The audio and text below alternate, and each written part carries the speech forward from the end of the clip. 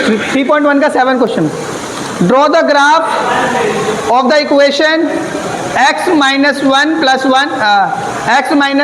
One equal to 0 and 3x plus में 2y minus 12 equal to में 0। आगे question बोल रहा है determine the coordinate of the vertex of the triangle form by these lines and the axis x axis and shaded the triangular region. इसका मतलब कह रहा है पहले दो इक्वेशन दे रखे लीनियर वाली, कह रहा है उससे आप सॉल्व करो, उसको सॉल्व करके ग्राफ बनाओ और ग्राफ बना के जो x एक्सिस के लाइन है ना उस x एक्सिस के लाइन के कोऑर्डिनेट बताओ। कह रहा है x एक्सिस लाइन से बनेगा ट्राइंगल। क्या बनेगा? उस ट्राइंगल के 3 कोऑर्डिनेट होंगे, वो तीनों कोऑर्डिनेट बताओ। क्वेश्चन करा रहा हूँ, नहीं समझ आए दोबारा पूछ लेना, पहले इक्वेशन को सॉल्व कर लेते हैं। क्वेश्चन नंबर 7, ठीक है। देखो बेटा क्या दे रखा है, x minus y plus 1 equal to 0, 3x plus में 2y माइनस 12 इक्वल टू में 0। ज़्यादा बोलेगा बहुत तेज लग जाएगी चाटे, ठीक है ना, तो कम बोल थोड़ा। x minus y plus 1 equal to में 0। कितने सॉल्यूशन निकाल ले बेटा? 3 निकाल ले। चलो तुम कह रहे हो 3 तो 3 निकाल लेते, कोई दिक्कत नहीं है, ऐसे 2 ठीक रहता है। चलो आज 3 निकाल के फिर दिखा देते तुम्हारा। x y put x minus, अच्छा किसकी वैल्यू पुट करें? माइनस का है ना, कौन है माइनस का? 0 1 2। कोई दिक्कत? क्या दिक्कत है? अपनी मर्जी से 0 1 2 क्या वैल्यू पुट करनी है? 0 1 2 3 4 5 1 2 3 4 5 पुट कर। आप कुछ भी का मतलब 10,000 वैल्यू पुट कर देगा क्या? 1 2 3 4 5, हाँ कुछ भी का मतलब होता है 1 2 3 4, ठीक है। तो पुट y इक्वल टू में 0, x माइनस वाई की जगह क्या ले लेंगे? प्लस इक्वल टू 0 और माइनस 1 को जोड़ तो प्लस 1 ही आएगा, इक्वल टू में ये प्लस का उधर आके x की वैल्यू क्या आ गई? पुट y की वैल्यू क्या रखें?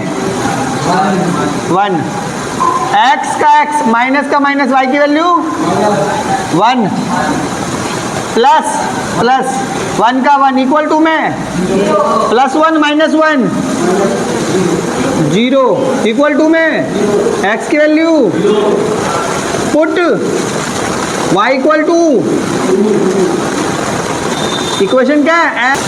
x minus y plus 1 equal to में 0, x का x माइनस का माइनस y की वैल्यू प्लस 1 का इक्वल टू माइनस 2 में से प्लस 1 गया माइनस 1 इक्वल टू में ये माइनस 1 उधर आके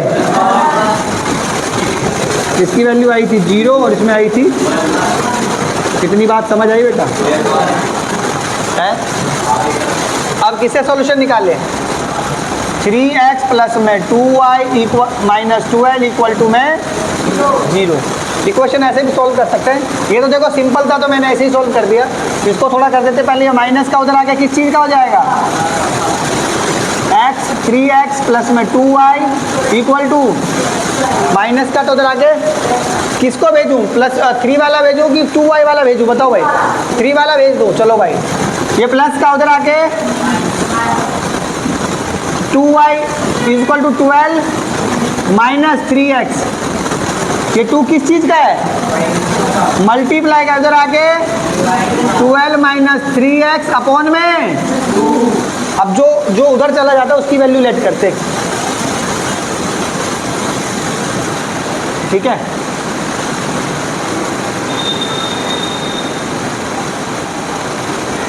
एक्स वाई, देख x की वैल्यू पहले 0 फिर 1 और फिर put x equal to y का y 12 का 12 माइनस का माइनस 3 का 3 x की जगह अपॉन में, इधर ध्यान दो ये 12 है और ये कितना हो जाएगा? तो 12 में से 0 गया, 12 में से 0 गया 12 में से 0 गया 12 अपॉन में इक्वल टू, बात समझ आ गई? Put x equal to 1, y is equal to 12 minus 3, x की जगह 1 अपॉन में 12, 3 बन जा अपॉन में 12 में से 2 गया अपॉन में क्या बचा 4. पुट x की वैल्यू 2, y का y इक्वल टू का इक्वल टू माइनस का 12 का 12 माइनस 3 का 3, x की जगह अपॉन में ये कितना है 12 और ये कितना है तो 12 में से 6 गया और डिवाइड बाय कितना बचा। ग्राफ आता बनाना, आता बनाना नहीं आता। नंबर देख लो छोटे, देखो ये वर्टिकल लाइन होती है वाई एक्सिस और हॉरिजॉन्टल लाइन होती है एक्स एक्सिस, और जो डैश वाला होता है वो नेगेटिव होता है, ठीक है।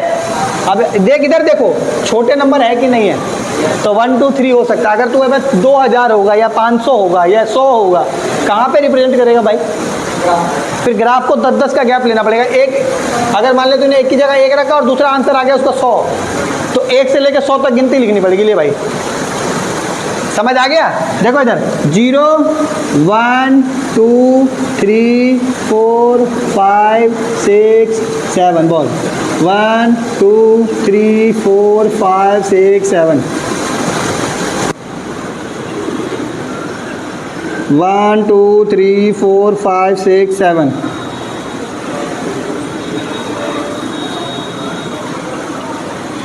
-1 -2 -3 -4 -5 -6, ठीक है। x की जगह क्या है तो -1 ये रहा, और y का कितना है 0, तो लाइन पे ही आएगी, जहां 0 होगी लाइन पे आ जाएगी।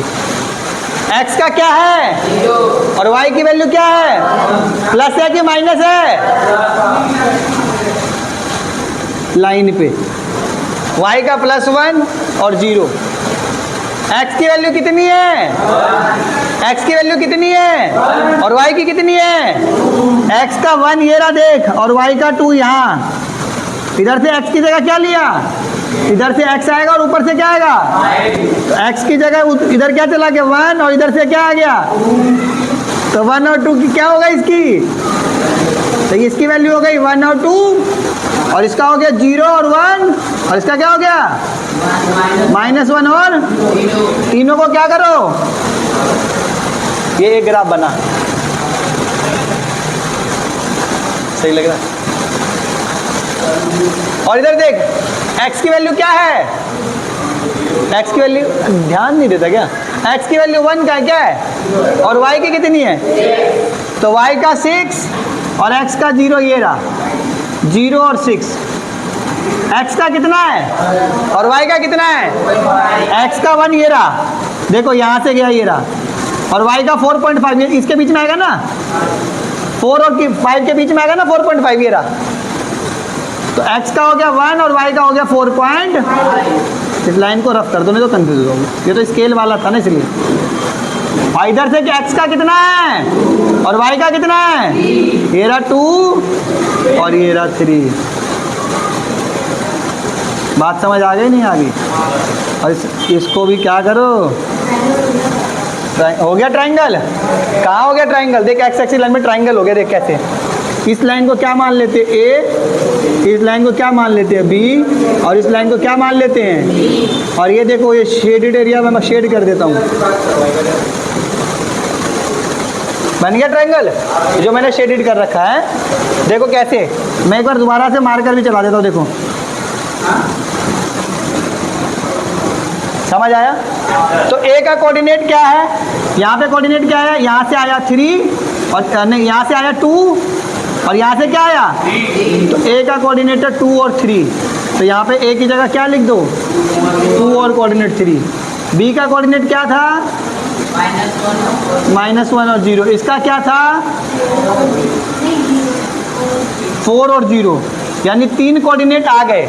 3 कोऑर्डिनेट आपके यहाँ लिख देता हूँ। ए का आपका था 2 और 3, बी का था -1 और 0, सी का था 4 और 0। बात समझ आ गई?